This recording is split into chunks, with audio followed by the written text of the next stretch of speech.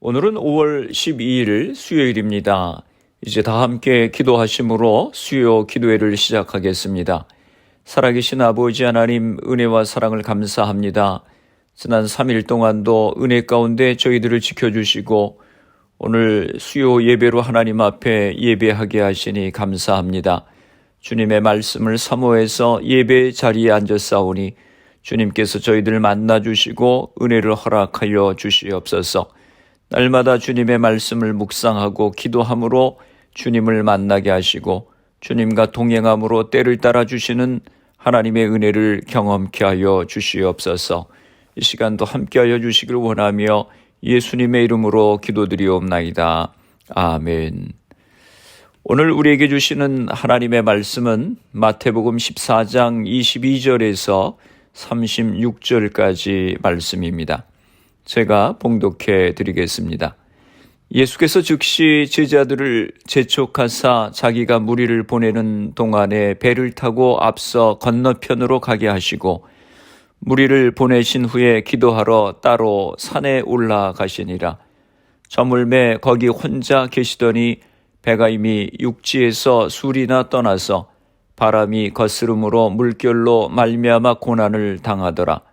밤 사경에 예수께서 바다 위로 걸어서 제자들에게 오시니 제자들이 그가 바다 위로 걸어오심을 보고 놀라 유령이라 하며 무서워하여 소리 지르거늘 예수께서 즉시 이르시되 안심하라. 나니 두려워하지 말라. 베드로가 대답하여 이르되 주여, 만일 주님이시거든 나를 명하사 물 위로 오라 하소서 하니 오라 하시니 베드로가 배에서 내려 물 위로 걸어서 예수께로 가되 바람을 보고 무서워 빠져가는지라. 소리질러 이르되 주여, 나를 구원하소서 하니 예수께서 즉시 손을 내밀어 그를 붙잡으시며 이르시되 믿음이 작은 자여 왜 의심하였느냐 하시고 배에 함께 오르매 바람이 그치는지라. 배에 있는 사람들이 예수께 절하며 이르되 진실로 하나님의 아들이로소이다 하더라. 그들이 건너가 게네사렛 땅에 이르니 그곳 사람들이 예수이신 줄을 알고 그 근방에 두루 통지하여 모든 병자를 예수께 데리고 와서 다만 예수의 옷자락이라도 손을 대게 하시기를 간구하니 손을 대는 자는 다 나음을 얻으니라. 아멘. 할렐루야. 오늘 본문 말씀은 예수님께서 물 위를 걸으시는 기적의 이야기입니다. 이 기적의 이야기는 단순한 기적의 이야기가 아니라 예수님께서 당신이 누구신지를 나타내시는 기적이고 또 예수님을 향한 우리의 믿음이 중요함을 말씀하시는 본문입니다. 22절 말씀입니다. 예수께서 즉시 제자들을 재촉하사 자기가 무리를 보내는 동안에 배를 타고 앞서 건너편으로 가게 하시고, 예수님은 오병이어의 기적 후에 즉시 제자들을 재촉하여 먼저 배를 타고 건너편 게네사렛으로 가게 하십니다. 그 후 오병이어의 기적을 체험한 무리도 모두 집으로 돌려보내셨습니다. 이렇게 급하게 무리를 해산시킨 이유에 대해서 같은 사건을 기록한 요한복음 6장 15절에는 이렇게 기록하고 있습니다. 그러므로 예수께서 그들이 와서 자기를 억지로 붙들어 임금으로 삼으려는 줄 아시고 다시 혼자 산으로 떠나가시니라. 무리들은 예수님의 기적을 보고 그분께서 자기들이 기다리던 그 선지자이심을 확신하고 그분을 억지로 데려다가 왕으로 삼으려 하였습니다. 이런 위급한 상황에서 예수님은 아마도 당신의 제자들도 무리들의 그릇된 열광에 영향을 받을 수 있을 것으로 판단하셔서 그들이 그런 오류에 영향을 받지 않도록 하시려고 서둘러 그들을 무리들로부터 떠나도록 재촉하신 것으로 보입니다. 23절입니다. 무리를 보내신 후에 기도하러 따로 산에 올라가시니라. 저물매 거기 혼자 계시더니. 무리들이 흩어진 후에 예수님은 혼자 기도하러 산으로 올라가셨습니다. 그리고 밤이 깊도록 산에 홀로 계시며 기도하셨습니다. 한편으로는 세례 요한의 죽음을, 다른 한편으로는 무리들의 열광적인 반응을 지켜보신 예수님은 자신이 직면하게 될 고난과 죽음의 의미를 재차 확인하시고 그 하나님의 뜻에 순종하기 위한 기도의 필요성을 느끼셨을 것입니다. 24절입니다. 배가 이미 육지에서 술이나 떠나서 바람이 거스름으로 물결로 말미암아 고난을 당하더라. 그러는 동안에 제자들은 갈릴리 바다를 건너느라 이미 육지로부터 멀리 떨어져 있었는데 파도에 시달리고 있었습니다. 25절입니다. 밤 사경에 예수께서 바다 위로 걸어서 제자들에게 오시니. 밤 사경은 오늘날로 3시에서 6시 사이입니다. 예수님께서 바다 위를 걸어서 제자들에게 오셨습니다. 26절입니다. 제자들이 그가 바다 위로 걸어오심을 보고 놀라 유령이라 하며 무서워하여 소리 지르거늘.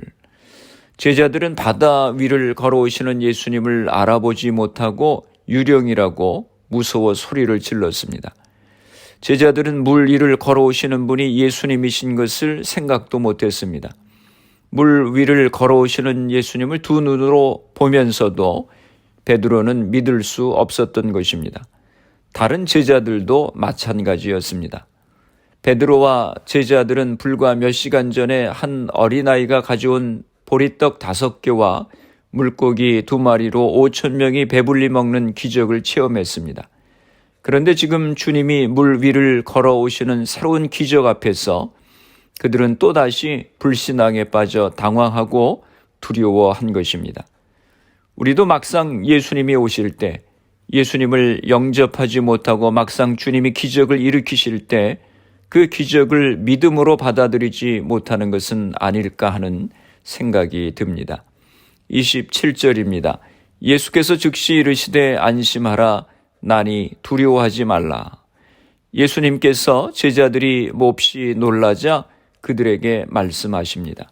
나니 두려워하지 말라. 여기서 나니라고 하는 표현은 단순히 나다라고 하는 의미 이상입니다. 여기에 사용된 나니라고 하는 헬라어 단어는 에고에이미입니다. 이 단어는 구약 출애굽기 3장 14절에서 모세가 하나님께 이스라엘 백성들이 나를 보내신 이가 하나님이시다라고 하였을 때 그들이 그분의 이름이 뭐냐고 물으면 뭐라가 하나요? 라고 하는 물음에 하나님께서 자신의 이름을 대답하신 내용입니다. 나는 스스로 있는 자다라고 하셨습니다. 하나님께서 자신을 나타내실 때 사용한 용어입니다. 예수님께서 지금 나다라고 하신 말씀이 바로 그 말씀입니다. 자신이 하나님이심을 제자들에게 나타내신 것입니다. 5,000명을 먹이시고 물 위를 걸으시는 초자연적인 행동을 통해서 신적인 능력을 드러내 보이신 예수님께서 이제 그 자신이 하나님 자신과 동등하신 분이심을 이 표현을 통해서 나타내시는 것입니다. 물 위를 걸으시는 분이 예수님이신 것을 깨달은 베드로가 예수님께 요청합니다. 28절에서 29절입니다. 베드로가 대답하여 이르되 주여 만일 주님이시거든 나를 명하사 물 위로 오라 하소서 하니 오라 하시니 베드로가 배에서 내려 물 위로 걸어서 예수께로 가되. 베드로의 요청을 예수님께서 받아들이시자 베드로가 물 위로 걸어서 예수님께로 갔습니다. 어떻게 의심이 많은 베드로가 물 위를 걸을 수 있었습니까?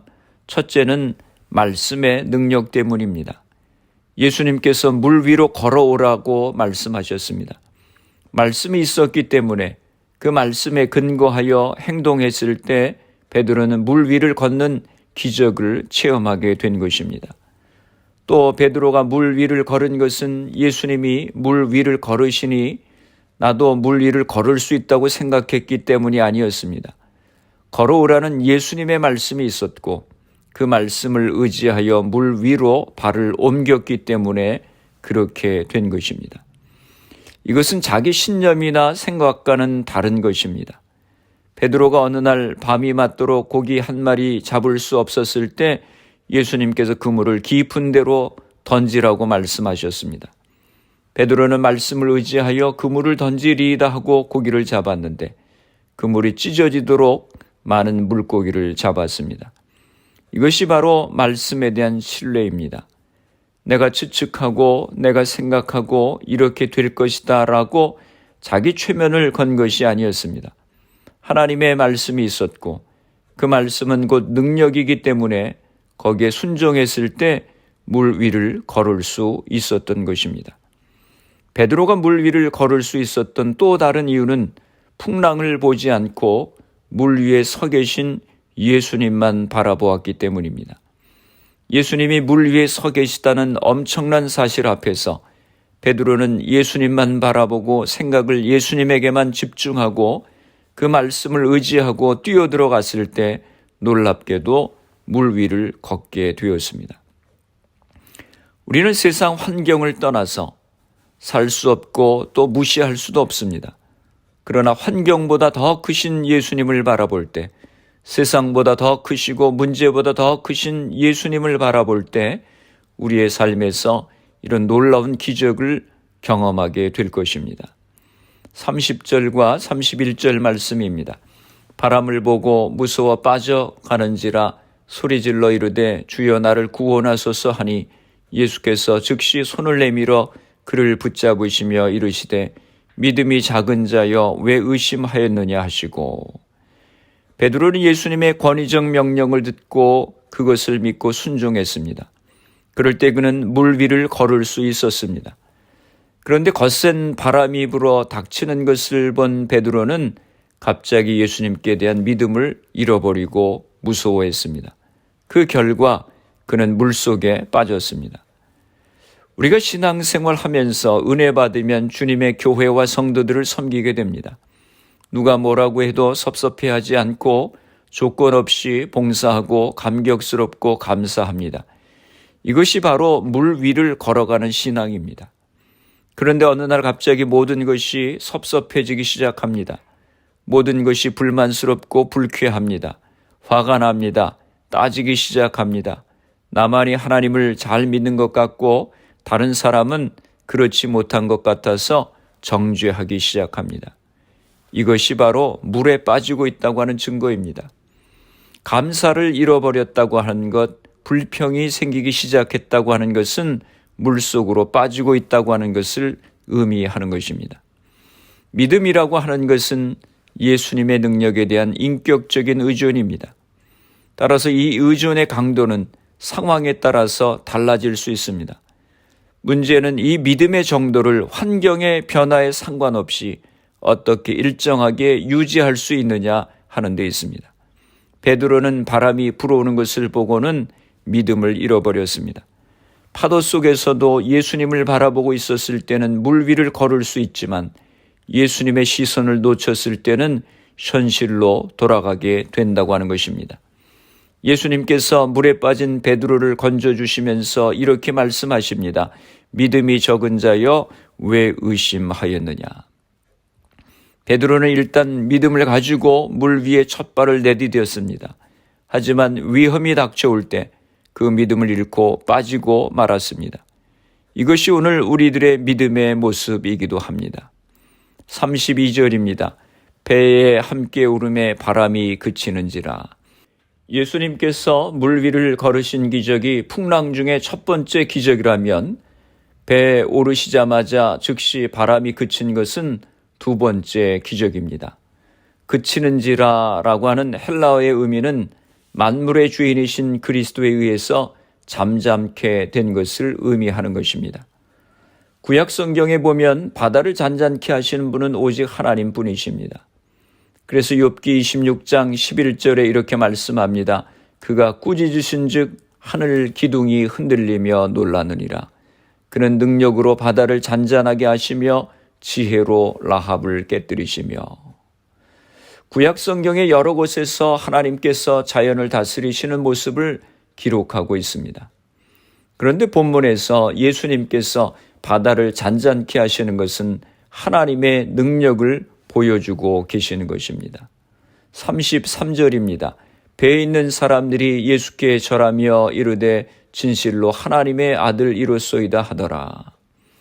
이 모든 것을 지켜본 제자들이 예수님께 절하며 말하였습니다.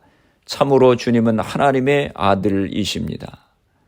제자들은 이 사건을 통해서 예수님이 누구신지를 깨닫게 되었습니다. 예수는 누구신가? 이 질문은 초대교회의 가장 중요한 질문 중 하나였습니다.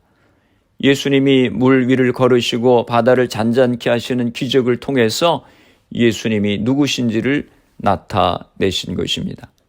제자들은 예수님을 진실로 하나님의 아들이십니다 하고 고백하게 되었습니다. 우리가 믿는 예수님은 누구십니까? 하나님의 아들이시요 전능하신 하나님이십니다. 물 위를 걷는 기적의 사건이 주는 두 번째 의미가 있습니다. 그것은 우리의 믿음에 관한 것입니다. 믿는 자들이란 예수님의 오라는 말씀을 듣고 믿음의 길로 들어선 사람들입니다. 하지만 인생의 환란이 닥쳐올 때에 우리의 작은 믿음은 흔들리게 되어 있습니다. 이때 우리를 붙잡아 줄 수 있는 분은 오직 예수 그리스도 뿐이십니다. 예수님께 구원을 호소할 때 예수님은 우리를 잡아 굳센 믿음으로 일어서게 해주시는 것입니다. 오늘 말씀은 우리에게 믿음으로 살 것을 말씀하고 있습니다. 어떤 상황에서도 주님을 바라보고 믿음으로 살 것을 말씀하고 계시는 것입니다. 사랑하는 성도 여러분, 믿음으로 산다고 하는 것이 무엇입니까? 첫째는 믿음으로 산다고 하는 것은 지금 있는 자리에 감사하는 것입니다. 우리가 현재 자리에 있는 데는 반드시 하나님의 뜻이 있습니다. 행복하지 못한 나의 가정 때문에 속으로 병들어가는 분이 계실 것입니다. 직장에서 부당한 대우를 받는 것 때문에 분노하시는 분들도 계실 것입니다. 왜 자신이 이런 상황에 놓이게 됐는지 이유를 알려고 끊임없이 고민합니다. 인생의 상황들을 거부하고 벗어나려고 하는 몸부림치는 것만큼 극심한 절망과 불행을 낳는 일도 없습니다. 왜 기도가 응답되지 않지? 왜 상황이 빨리 풀리질 않지? 왜 이런 일이 내게 생기지? 하는 초조하고 절박한 심정으로 살아갈 때가 있습니다. 물론 지금 있는 자리가 시원치 않을 수도 있습니다. 완벽한 삶이란 없습니다. 누구에게나 바꾸고 싶은 부분이 있기 마련입니다. 하지만 하나님이 누구십니까? 우주를 다스리시고 우리의 발걸음 하나까지도 인도하시는 분이십니다. 그분을 진심으로 믿는다면 지금 우리가 꼭 있어야 할 그 자리에 있다고 믿어야 하는 것입니다. 하나님은 인생의 모든 상황을 선하게 사용하시겠다고 약속하셨습니다. 우리는 이 말씀을 굳게 붙잡아야 합니다. 하나님은 시련을 오히려 인생의 약으로 사용하십니다. 현재 상황이 그리 좋지 않아도 올바른 태도를 잃지 않으면 하나님이 악을 선으로 바꾸시는 것입니다. 그러나 아무리 힘들어도 좌절이나 불평은 옳은 태도가 아닌 것입니다. 구약의 인물 요셉을 보십시오. 그는 무고한 죄로 감옥에서 13년이나 보내야 했습니다. 하루 종일 앉아서 끔찍한 일이 벌어지는 이유에 대해서만 고민했을까요? 원망과 분노를 사귀며 인생을 허비했을까요? 아닙니다. 요셉은 현재 상황을 그대로 받아들이고 그 안에서 최선을 다했습니다. 하나님이 저를 이 상황에 놓으신 줄로 믿었습니다. 억울하고 힘들기도 합니다. 이해할 수는 없습니다. 하지만 부정적인 생각에 머물지는 않겠습니다. 하나님 결국 이 상황을 선하게 쓰실 줄 알기에 최선을 다하겠습니다 하는 것이 요셉의 태도였습니다. 그리고 하나님은 요셉이 믿는 그대로 이루셨습니다. 고난을 반길 사람은 세상에 아무도 없습니다. 그러나 하나님은 고난을 선으로 바꾸시는 하나님이십니다. 어느 목사님이 암에 걸린 친구에게 위로의 전화를 했더니 나는 평안해 이 상황이 마음에 들지는 않지만 여전히 하나님이 다스리고 계셔. 하나님이 내 손을 잡고 이 시련을 통과하실 거야. 나는 그렇게 믿어 라고 대답을 해서 오히려 전화를 건 목사님이 도전을 받았다고 하는 것입니다. 풍랑의 한가운데서도 여전히 인생을 다스리시는 하나님을 바라보면 새로운 힘이 솟게 되는 것입니다. 기도가 뜻한 대로 응답되지 않더라도 좌절하지 마십시오. 직장 생활이나 결혼 생활 혹은 돈 문제가 뜻대로 풀리지 않아도 낙심하지 마십시오. 현재가 마음에 들지 않아도 여전히 다스리시는 하나님을 기억하면 힘이 솟게 되는 것입니다. 우리가 믿음으로 시험을 통과하면 그 어떤 어둠의 힘도 하나님이 주신 길로 전진하는 우리의 발걸음을 가로막을 수 없는 것입니다. 둘째로 믿음으로 산다고 하는 것은 상황에 흔들리지 않는 것입니다. 모든 일에는 하나님의 특별한 계획과 목적이 있습니다. 당장 이해할 수 없어도 하나님은 궁극적으로 합력하여 선을 이루시겠다고 말씀하셨습니다. 상황에 따라 믿음이 오락하는 사람들이 있습니다. 상황이 좋을 때는 믿음이 부쩍 올라갔다가 상황이 바뀌면 다시 곤두박질 칩니다. 과연 이런 믿음을 믿음이라고 말할 수 있겠습니까? 하나님께서 우리의 발걸음을 인도하심을 알면 우리는 어떤 경우도 흔들리지 않습니다. 모든 상황을 하나님께 맡기고 현재 만족하는 것은 선택사항이 아니라 필수사항입니다. 라사와 케비는 아이를 갖고 싶었지만 뜻대로 되지 않았습니다. 몇 년간 막대한 돈을 들여서 온갖 치료를 해봤지만 돌아온 건 절망적인 의사소견뿐이었습니다. 죄송합니다. 최선을 다했지만 저희로서는 더는 방법이 없네요. 밤낮으로 기도하며 시간과 정력과 돈을 온통 쏟아부었건만 이제 와서 포기해야 한다니. 정신적으로나 육체적으로나 지칠 대로 지쳤습니다. 그런데 어느 날 그들은 몸부림쳐봐야 자신만 손해라고 하는 것을 깨달았습니다. 하나님, 이제는 아이를 달라고 기도하는 건 그만 떼쓰겠습니다. 이미 제 소원을 아시니 모든 것을 당신께 맡기겠습니다. 그날부터 그들은 아이를 달라는 기도를 그만두었습니다. 대신 아이 생각이 날 때마다 여전히 다스리시는 하나님을 기억하며 감사를 드렸습니다. 하나님, 제 뜻이 아니라 당신 뜻대로 하옵소서. 그로부터 여러 달 후 그들은 전화 한 통화를 받았습니다. 쌍둥이 여자아이들을 입양하는 게 어떻겠느냐 하는 것이었습니다. 우여곡절이 많았지만 결국 그들은 그 제안을 받아들였습니다. 변화는 그들이 아이에 대한 집착을 떨쳐낸 순간부터 일어나게 되었습니다. 1800년대를 살았던 부유한 사업가 호레시오 스페포드의 이야기입니다. 어느 날 아내와 네 딸을 태우고 대서양을 횡단하던 배가 다른 배와 충돌하는 바람에 200명 넘게 목숨을 잃는 사고를 당했습니다. 이 사고에 겨우 살아남은 아내는 전보로 남편에게 이 끔찍한 소식을 전했습니다. 스페포드는 비통에 잠긴 아내 곁을 지키기 위해서 서둘러 배에 몸을 싣고 대서양을 건넜습니다. 짙은 바다 한가운데 어느 지점에 이르자 선장이 무거운 입을 떼며 말했습니다. 지금 그의 딸들이 익사한 곳을 지나가고 있다고. 굽이치는 파도를 엄숙하게 응시하던 그는 그날 밤 지금까지도 널리 애창되는 찬송가의 가사를 써내려갔습니다. 내 평생에 가는 길 순탄하여 늘 잔잔한 강 같든지 큰 풍파로 무섭고 어렵든지 나의 영혼은 늘 편하다. 믿음으로 산다고 하는 것이 무엇입니까? 어떤 상황 가운데서도 우리와 함께 하시는 하나님을 바라보며 평안함을 갖는 것입니다. 셋째로 믿음으로 산다고 하는 것은 하나님께 주도권을 드리는 것입니다. 열심히 기도하거나 믿어도 원하는 대로 이루어지지 않을 때 우리는 쉽게 평안을 잃고 근심에 빠집니다. 평범한 눈으로 보면 몇 달이 아니 몇 년이 지나도 상황은 똑같아 보입니다. 하지만 믿음의 눈으로 보면 하나님이 우리의 삶의 이면에서 일하고 계십니다. 커튼을 걷고 보이지 않는 영역을 들여다보면 우리를 위해 분투하시는 하나님이 보입니다. 여러분, 혼자 모든 일을 해결하려고 하십니까? 그렇게 해서는 인생의 극심한 무게를 견뎌낼 수가 없습니다. 하지만 하나님께 주도권을 넘기면 인생이 훨씬 즐거워지는 것입니다.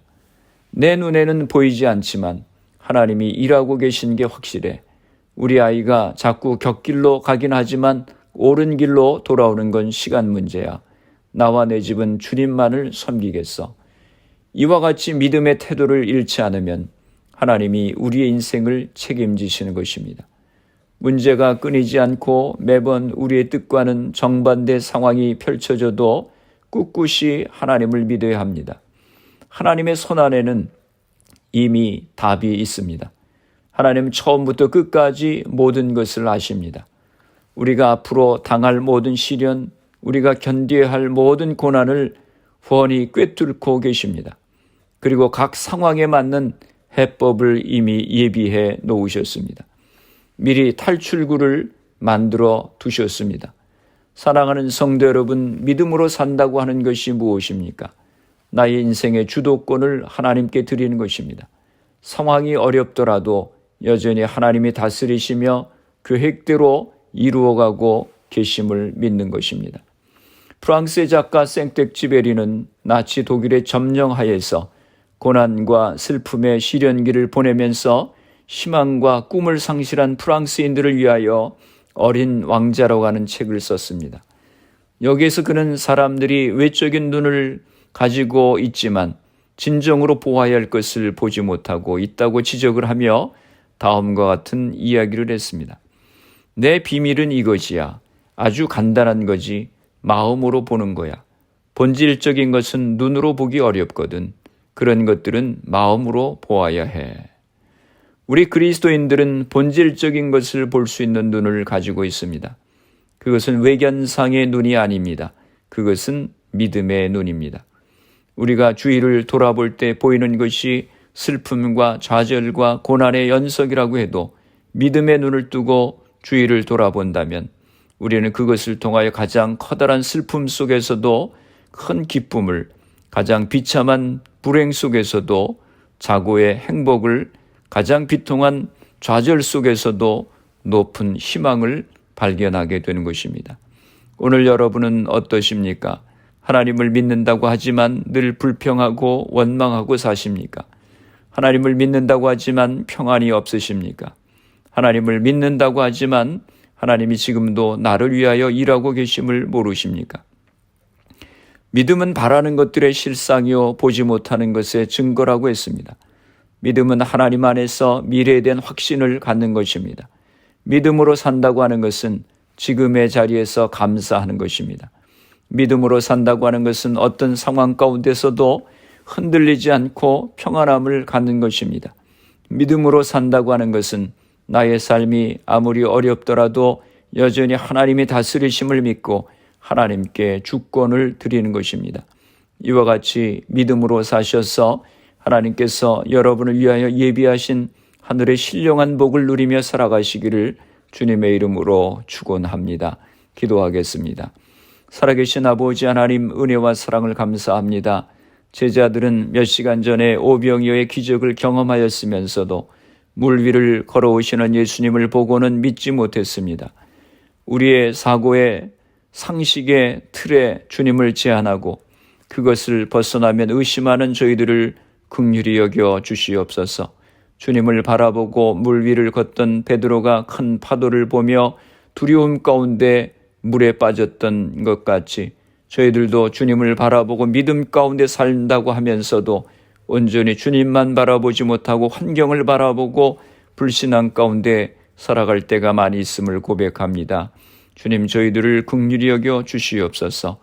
저희들의 믿음이 습관적인 모습이 되지 않게 하시고 주님께서 우리에게 베푸신 구원의 은혜를 기억하며 감사와 감격 가운데 주님을 찬양하며 영광을 돌리는 저희가 되게 하여 주시옵소서. 우리의 상황에 흔들리는 저희가 되지 않게 하시고 있는 자리에서 감사하며 삶의 주권을 주께 드릴 수 있는 저희가 되게 하여 주시옵소서. 우리의 가정들을 위해서 기도합니다. 사랑하는 자녀들 축복하시고 우리에게 주신 사업과 직장을 복되게 하여 주시옵소서. 질병으로 어려움 가운데 있는 성도님들을 기억하시고 치료하여 주시옵소서. 코로나 바이러스의 문제가 하루속히 해결되어서 모두가 정상적인 생활을 할 수 있도록 은혜를 허락하여 주시옵소서. 예수님의 이름으로 기도드리옵나이다. 아멘. 주기도문 하심으로 수요 예배를 마치겠습니다. 하늘에 계신 우리 아버지, 아버지의 이름을 거룩하게 하시며 아버지의 나라가 오게 하시며 아버지의 뜻이 하늘에서와 같이 땅에서도 이루어지게 하소서. 오늘 우리에게 일용할 양식을 주시고 우리가 우리에게 잘못한 사람을 용서하여 준 것 같이 우리 죄를 용서하여 주시고 우리를 시험에 빠지지 않게 하시고 악에서 구하소서. 나라와 권능과 영광이 영원히 아버지의 것입니다. 아멘. 수요 예배를 마쳤습니다. 오늘 밤도 주 안에서 평안한 밤 되시기를 바랍니다. 수요 예배 후 개인적으로 10분 이상씩 기도하시기 바랍니다. 환경과 문제를 바라보고 흔들리는 우리가 아니라 주님만 바라보고 있는 자리에서 감사하고 삶의 주권을 주님께 드리는 우리가 될 수 있도록 기도하시고 가정과 자녀들, 직장과 사업을 위해서 질병으로 고생하시는 성도님들의 회복을 위해서 기도해 주시고 또 교회를 위해서 기도해 주시고 아시안 증오범죄가 멈춰질 수 있도록 기도해 주시기 바랍니다. 미국과 대한민국 조국을 위해서 기도해 주시고 그리고 코로나 바이러스를 위해서 애쓰는 의료진들, 봉사자들, 위정자들을 위해서 기도해 주시고 코로나 백신 접종이 순조롭게 잘 진행되어서 코로나가 속히 퇴치될 수 있도록 기도해 주시기 바랍니다.